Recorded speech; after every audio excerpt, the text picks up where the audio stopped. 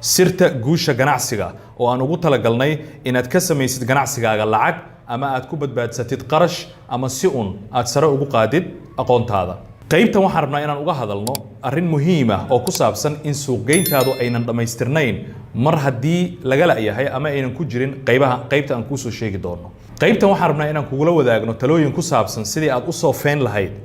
suuqgeyntaada kadibna aad sare ugu qaadi lahayd iibka ganacsigaaga. sida caadiga marka ganacsiga laga hadlayo waxyaabaha laga hadlo waxaa ka mid ah suuqgeynta gaar ahaan waxaa laga hadlaa 4B oo kala duwan oo kala ah product, price, promotion iyo place oo micnaheedu yahay alaabtii iyo qiimihii iyo dadkii ama goobtii aad ka gadi lahayd iyo wixii xayeysiin aad u sameyn lahayd. arrintaas iyada ah ee afarta ah waxaa ku soo zaa'ida hal mid oo kale oo ah marka kambaniga uu rabo inuu isballaariyo oo uu alaabtiisii iyo adeegiisii rabay inuu gaarsiiyo dad tiro badan waxaa lagu soo zaa'idiyaa hal B oo kale oo markii hore aanan ku jirin. gebigoodna waxaa lagu soo koobi karaa 3 product, people, process oo ah alaabta aad iibinaysid ama adeega noocu doono ha ahaado dadkii iibinayay iyo dadkii laga iibin lahaa intuba iyo processkii iyo hanaankii aad mari lahayd inta hawshaasi la qabanayo. laakiin meeshaasi waxaa ka maqan hal B oo dheeri ah oo aad iyo aad muhiim ugu ah caafimaadka ganacsigaaga iyo ku guulaysiga suuqgeyntaada iyo suuqa inaad ku guulaystid. Bdaas oo ah positioning oo noqonaysa sidii aad ugu guulaysan lahayd maskaxda iyo qulubta macaamiishaada oo ay si fudud kugu soo xasuusan lahaayeen kadibna ay wax kaaga iibsan lahaayeen. positioningka waa qayb aad iyo aad muhiim u ah oo ganacsiyo yaryar iyo ku waaweyn intuba ay inkiraan oo aynan energy iyo waqti tiro badan aynan gelin. positioningka waxaa ka mid ah sidii aad ula xiriiri lahayd dadka aad rabtid inaad wax ka iibisid erayada aad ku isticmaalaysid muxuu ahaa agabkaagii oo suuqgeynta ku ah ama website ha ahaado ama dhinacyo kale ama ha ahaado brochures ama qaybaha kala duwan iyo ugu dambeyntii inaad adigu ogaatid meesha aad ku fiican tahay. waxay ka mid tahay positioningka aadka muhiimka ah. xageed ku fiican tahay, maxaad dadka dheer tahay, maxaa lagugu soo xusuusanayaa haddii shirkadaadu ama adiga aadan lahayn waxaas gaarka ku ah waxaa kaa maqan qayb weyn oo muhiim u ah ku guulaysiga suuqaaga. haddaba annagoo arrintaas ka duulayna ayaa waxaan rabaa inaan kula wadaago 4 talo oo muhiim u ah ku guulaysiga suuqa gaar ahaan marka ay timaado positioningka iyo in maskaxda macaamiisha aad ku yeelatid saameyn gaar ah oo ay durbo ku soo xasuustaan kadibna ay wax kaa iibsadaan. talada koowaad ee muhiimka ah waxa weeye waa in mar waliba aad target ka dhigataa oo bartilmaameed ay ku yihiin dad gaar ah. ogow dadka oo dhan wax kama iibin kartid. waxaad u baahan tahay inaad bartilmaameed ka dhigtid dad gaar ah alaabtaadii adeegaagana aad gaarsiisid dadka iyaga ah oo aad u gaarsiisidna si fudud oo xirfad ay ku jirto. qodobka labaad ee muhiimka ah waxa weeye isaguna inaad mar waliba ku xisaabtantid inaad shay ama labo ku fiicnaatid mar waliba. wax waliba waa master garaynaya waxaan ku fiicanahay shay waliba ma soconayso. waa inay jiraan wax lagugu soo xasuusto oo gaara oo haddii la soo xasuusto la yiraahdo waxaasaan u baahanahayba durba si lagu soo aado. marka 1 or 2 waa inaad ku fiican tahay. haddii laakiin 10 shay aad qabanaysid 10kooduna mid walba aad ku fiican tahay 5%, 20%, 30%, 40% ma samayn kartid positioning gaara sababtoo ah meel gaara oo aad ku fiican tahay 100%, 90% ma jiro oo lagugu soo xusuusan karo. waxyaabaha marka meeshaas ka dhalanaya waxaa ka mid ah qaybtan labaad inay isweydiisidoo tiraahdid meel gaara sideen ugu fiicnaan karaa. maba ku fiicnaan kariba sababtoo ah meel waliba waxa igula jira dad iga waaweyn, iga xoog badan, iga hanti badan, iga magac dheer wax la mid ah. laakiin sir baa jirta muhiim u ah ku guulaysiga suuqa gaar ahaan suuqgeynta iyo iibka oo ah in suuqa haddii ay ku jiraan shirkado kaa waaweyn ama shakhsiyaad kaa waaweyn micnaheedu maaha suuqa inaan la geli karin laakiin shaqo yar ayaa ka horeysa intii aad guulaysan lahayd. shaqadaasi waxa weeye waa inaad ogaataa kadib baaritaan marka aad samayso waa inaad ogaataa ma jiraan dulduleelo ay leeyihiin kuwan hadda jira. shirkadahan hadda shaqaynaya adeegyada ay bixiyaan, alaabta ay bixiyaan, agabka waxyaabahaas ma jiraa loophole iyo duleel ku jira oo adiga intaad duleelkaa qabsatid oo problem ahaan intaad u qaadatid kadibna aad xallisid. haddii taa aad heli kartid kadibna waxbo kaama hortaagno inaad weerar ciri dhula ku qaadid iyagu kadibna aad suuqoodii kala wareegtid ama qayb fiican ka qaadatid. hal tusaalo yar aan ku siiyo.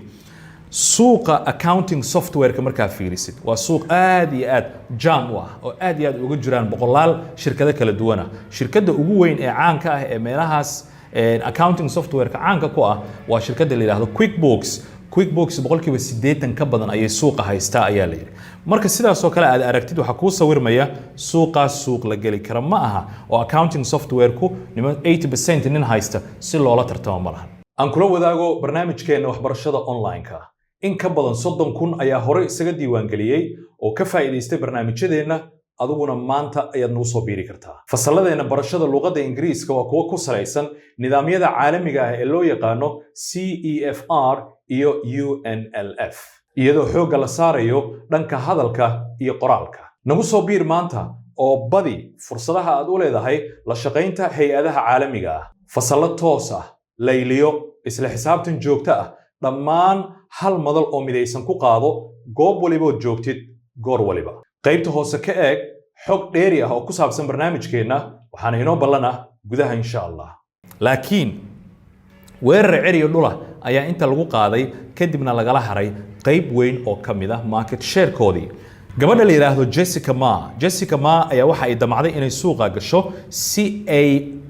wax uga qabato mashaakil ay ogaatay in suuqaasi uu ka jiro waxa ay daraasad ku samaysay macaamiisha QuickBooks iyo accounting software guud ahaan isticmaala markaas waxay weydiisay caqabadaha ay dareemayaan inkastoo software-ku uu xoog badan yahay inkastoo magaca shirkadda iskale Intuit ay shirkad weyn tahay inkastoo haddana waxay weydiisay pain point-ga waa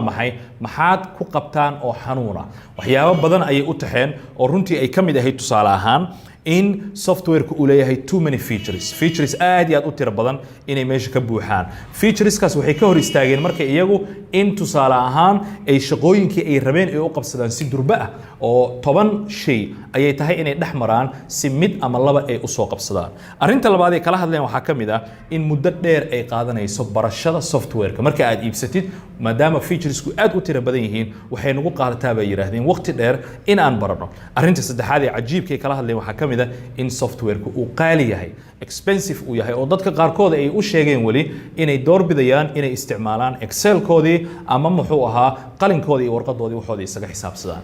now Jessica waxay heshay marka loopholes iyo dulduleelo meesha ka jira suuqaas waxay ogaatay in ay jiraan cilado iyo dulduleelo iyo mashaakil macaamiilka haysta oo aan la xallin iyadii teamkeedii ay isu yimid markaas waxay yiraahdeen waxaan rabnaa inaan problemkan xallino accounting software kale inaan adduunyada ku soo zaidin waxba noo tari mayso laakiin mashaakilaadkan jiro 1 2 3 ah haddii aan u keeno adeeg ama alaab xallinaya inaan guulaysano way u badan tahay markaas waxay aasaastay company-ga la dhaho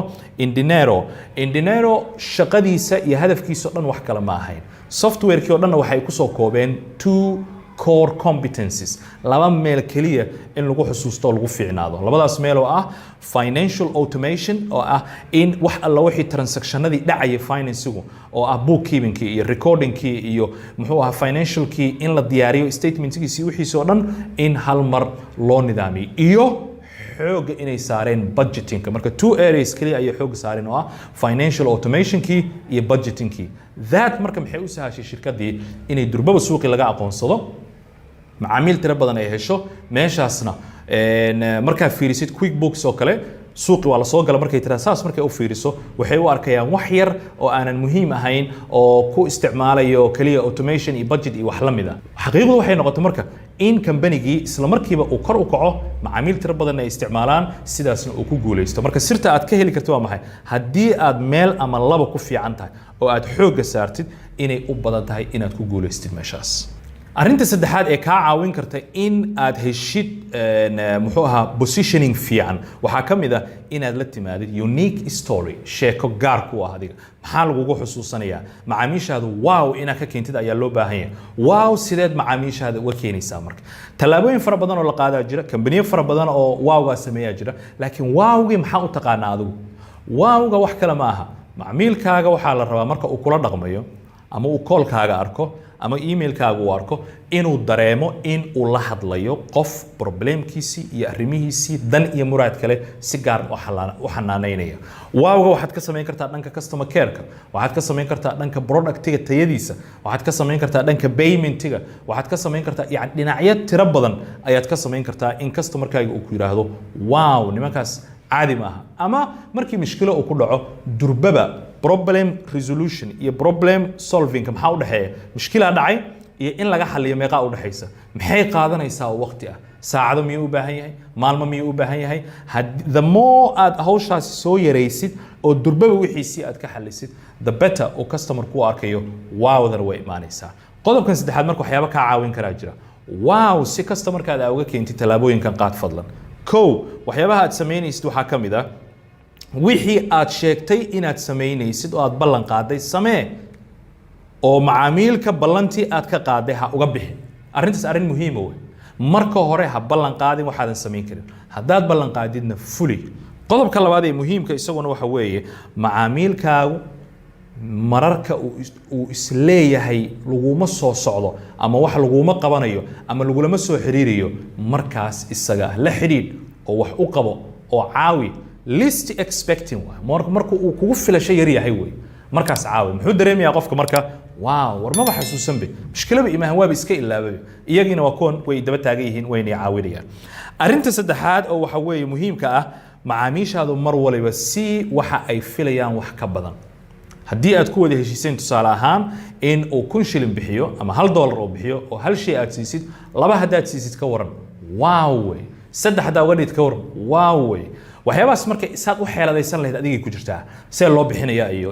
economic factors kala jira iyo problem dhaqaalaha imaan kara iyo la ima ogolay waxaas waa excuseska oo inta badan la isticmaalayo laakiin shirkadaha ku guuleysa suuqa waxyaabaha isticmaalaan waxaa ka mid ah always customerka wow si looga dhigo more than expectation inta uu filayo ka badan waa in la siiyaa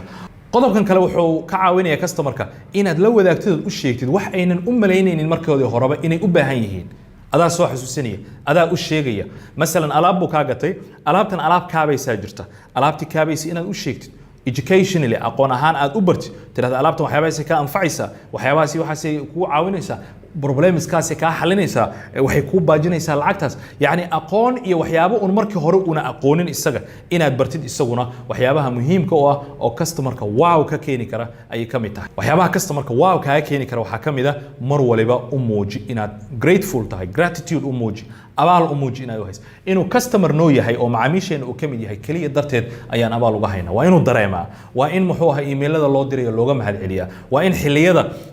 murugada isaga uu ku jiro haddii ay jirto oo kale waa in lala wadaagaa waa in xilliyada uu faraxsan yahay masalan waxaa jira holidaysaa jira waxaa jira